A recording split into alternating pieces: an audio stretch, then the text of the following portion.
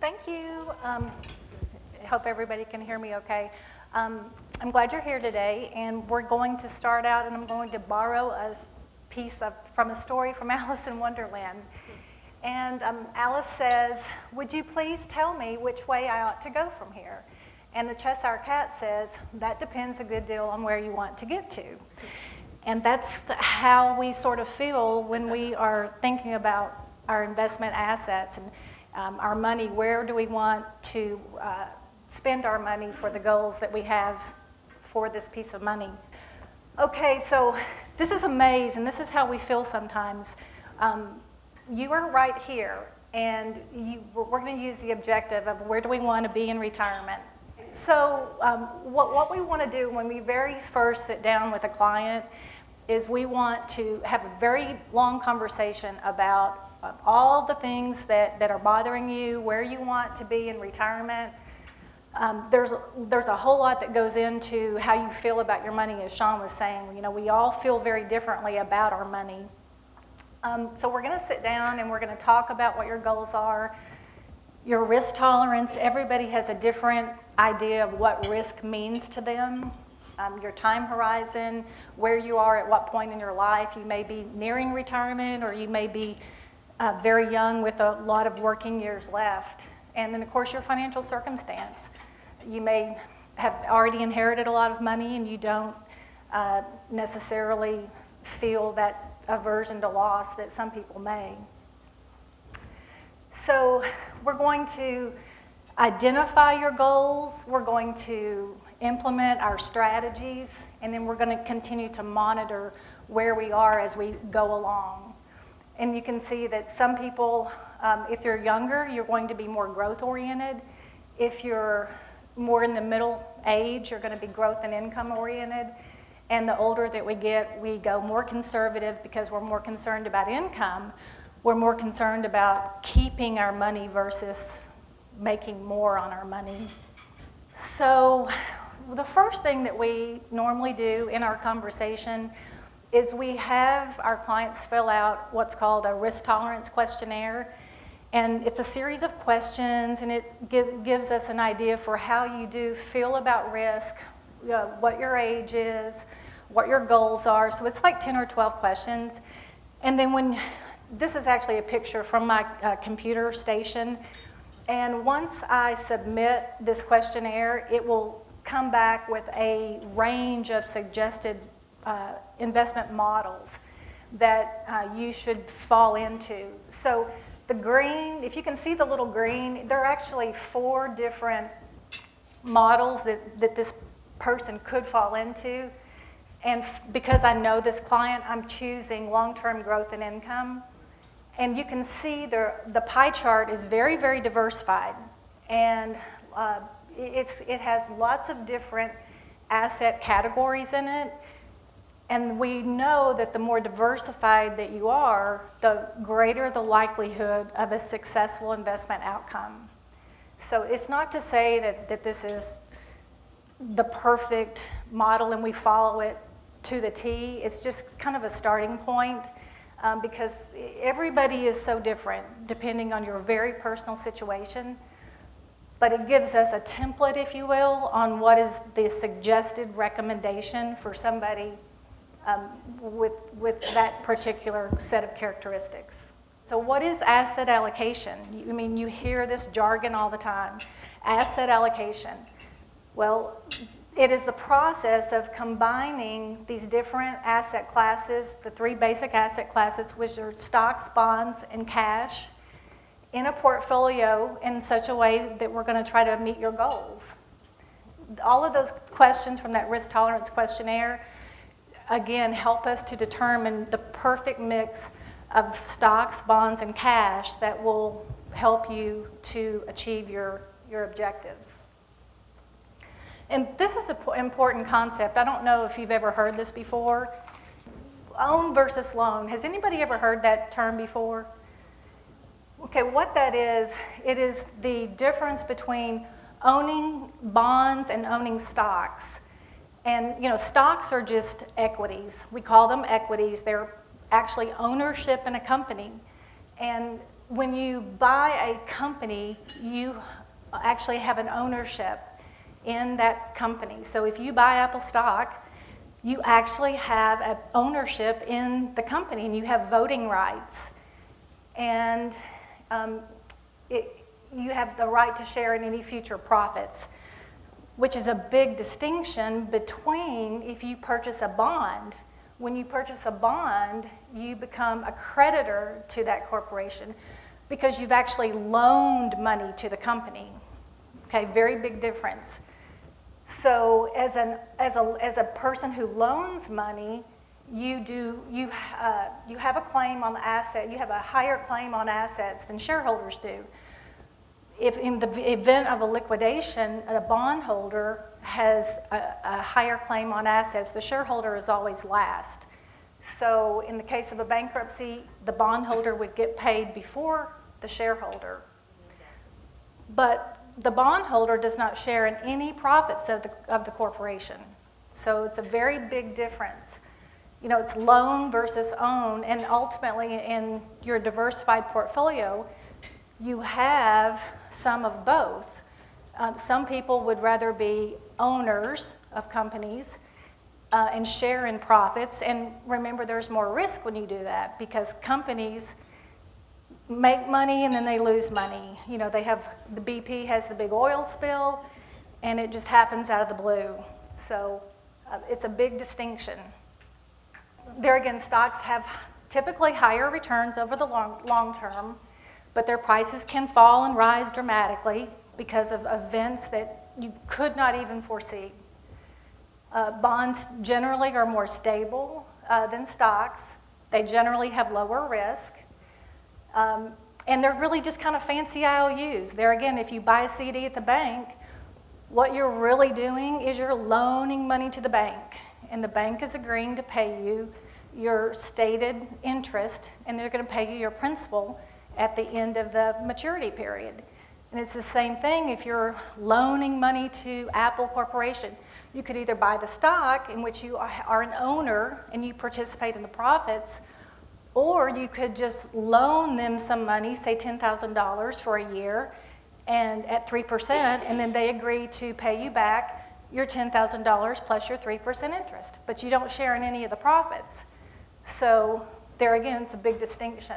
And cash is just for short-term goals. We use cash and cash equivalents, CDs, money markets, for just very, very short-term goals. Your basic asset classes, stocks, bonds, and cash, it gets broken down even further. So stocks, we look at stocks as either large cap and small cap or mid cap, and they can be either domestic or they can be international. Bonds, people think of bonds and they think really of treasury bonds, I think at first, but look at all the different kinds of bonds there are. There are what we call govy bonds, the government bonds, treasuries. There are corporate bonds, if you loan money to Apple. There are municipal bonds where it is a state-issued bond and you're loaning money for some kind of road project or library or school. And the municipal bonds are free of federal taxes. That's really the only thing that you can invest in that's free of federal taxes. Now, if it's a bond of the state in which you reside, then it's also free of state taxes.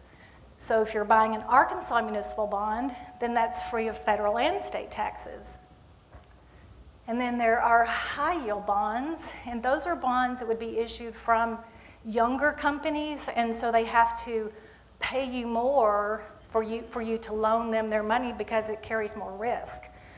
Right now, I mean, everybody knows what's going on in Europe, so a lot of those European bonds, you know, the interest rates are sky high, and it's because there is so much risk associated with it, so they have to pay you a very high rate of return for you to even loan them money. That would be like an example of an international bond. And so there again, cash alternatives, money market funds, treasury bills, and CDs. And then because of all the volatility that's been going on, we've tried to mix more real assets in with some of these traditional assets. real estate, commodities, and of course gold. My gosh, nobody would have ever dreamed gold would be this high. But as everything becomes more fearful and people flock to gold as an alternative investment. And with all of these different asset classes, what you're trying to do, they don't move in unison together.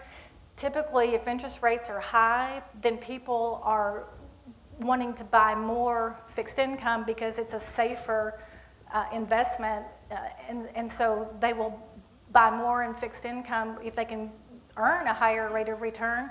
They wouldn't have to assume as much risk with companies. This is just another slide that illustrates the different characteristics of stocks. We talked about large cap, mid cap, and small cap, and then there's also growth and value. Growth would be more a company where you're having to pay more for the company. It doesn't have as good earnings, but they're projected to have very good earnings going forward. And then a value stock, you're paying less for it than it's really worth. It's maybe had some bad news, and so it's actually trading undervalued, and it would be considered a value stock. The geography, it's either United States or it's foreign. And then stocks fall in different sectors, and we also try to diversify among all the different sectors. You don't want everything in technology, you don't want everything in utilities, so we try to keep you diversified among all the different sectors out there. Bonds also, there's a big diversification with bonds. People don't even think about it. All the different sectors that bonds fall into. You have the corporate sector, you have the government sector, and then you have the mortgage sector.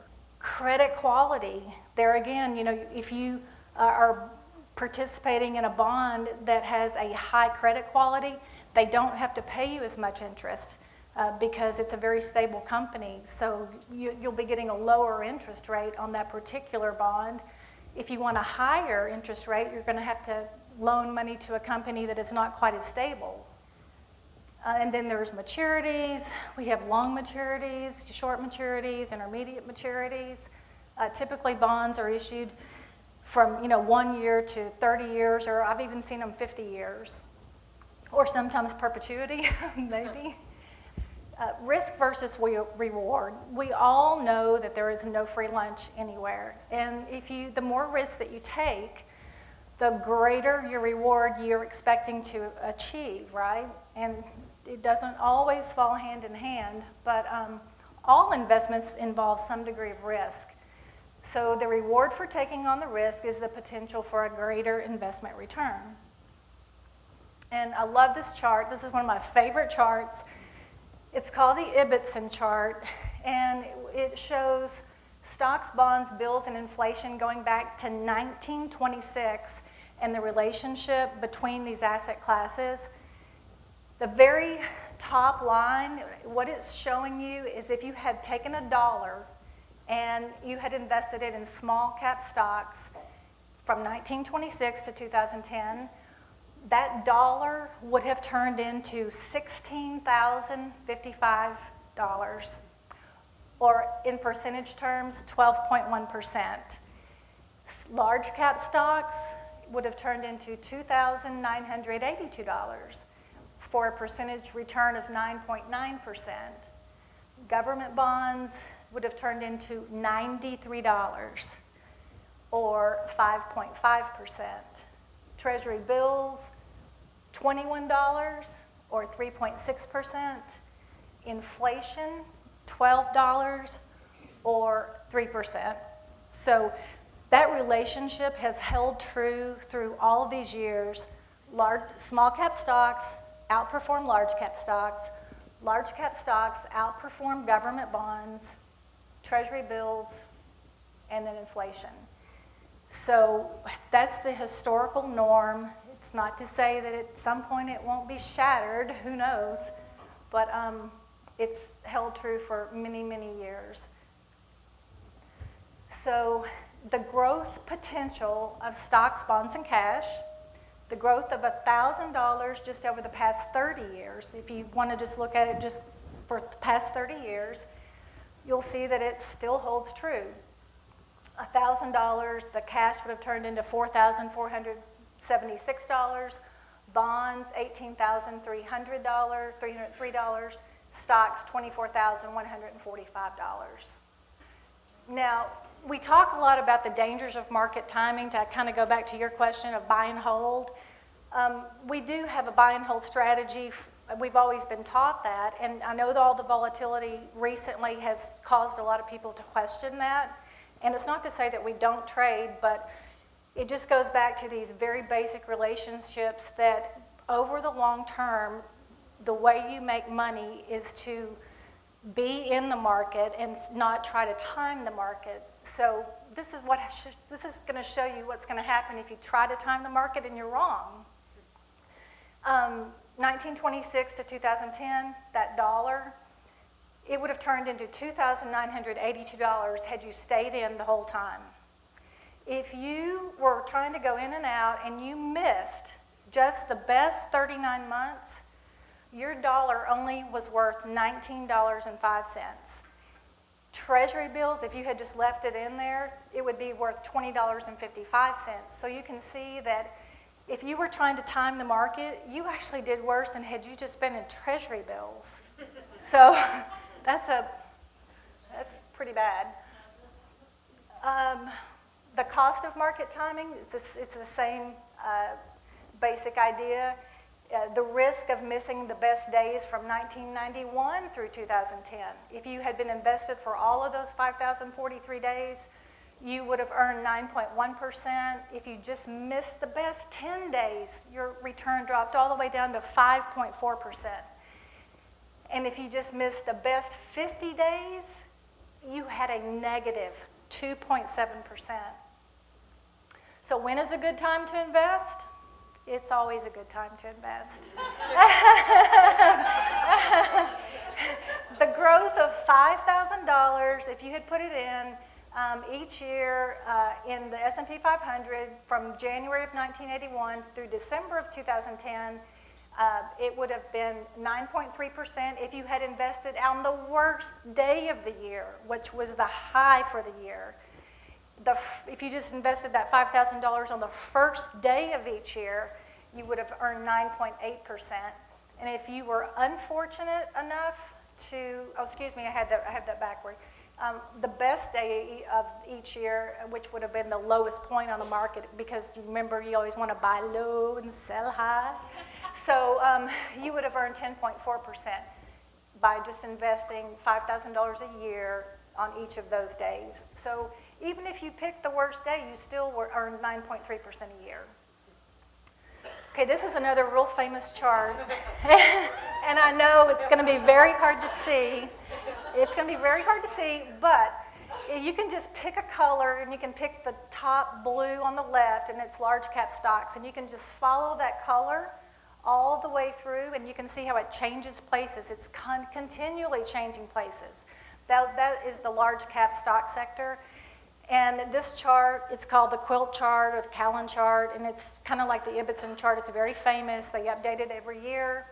And it just goes to show you that you cannot choose which sector of the market will be the best performing sector that particular year. This is just the same slide, but I knew that other slide was very difficult to see. So same thing, just pick a color. Pick the red. Red is international. The international sector of the market, and look at from 2004 through 2007, international did so well, and then of course we all know where it is right now. This is another very classic chart. It's called the efficient frontier, and to the right is risk, on the y-axis is the return, and you can see that the maximum risk portfolio would include 100% stocks. That would be like driving 100 miles an hour. Okay, the very orange dot is 100% bonds. That would be like driving about 15. The maximum risk, of course, assumes you have 100% stocks in your portfolio. 100% bonds, you'd be super, super conservative. But what's interesting is the most minimum risk portfolio includes 28% stocks. So 100% bonds is risky too. It's more risky than if you mix other assets in with your portfolio for that diversification. We typically have about 9 classic asset models, asset allocation models. Long-term growth is for somebody who has a very long time to let their assets grow. On the very flip side is conservative income, when somebody's, very old and they do not want to assume a lot of risk. So what we know is that diversification can reduce risk, and we have to look beyond all these short-term fluctuations. Time in the market is more important than trying to time the market. Investors can make money in flat markets. Historically, dividends from a portfolio of successful companies have risen over the long term. Sean illustrated that very clearly. I missed that question. Keep your focus. We have to, stay focused on our goals. We have to stay diversified. We have to keep our perspective. And in an uncertain market, which honestly, we're always in an uncertain market for the most part, we have to stick to our strategy, stick to our perspective, customize our portfolio to suit our objectives, invest for the long term, and stay the course. This is a quote. I'll ask you if you have any idea who it might be from. It says, "We do not have, we never have had, and we never will have an opinion about where the stock market, interest rates, or business activity will be a year from now." Does anybody?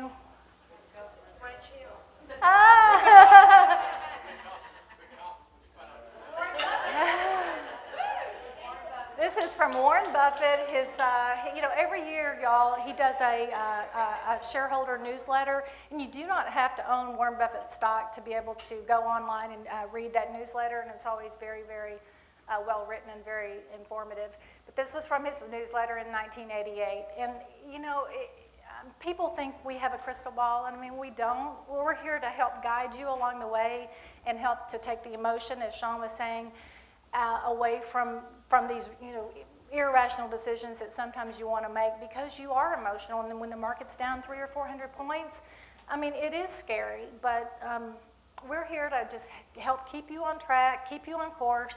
And when we try to build your portfolio for you, it's based on how you feel about risk, but also we're trying to make sure that we will get you to where you want to be over the next 20 years or 30 years.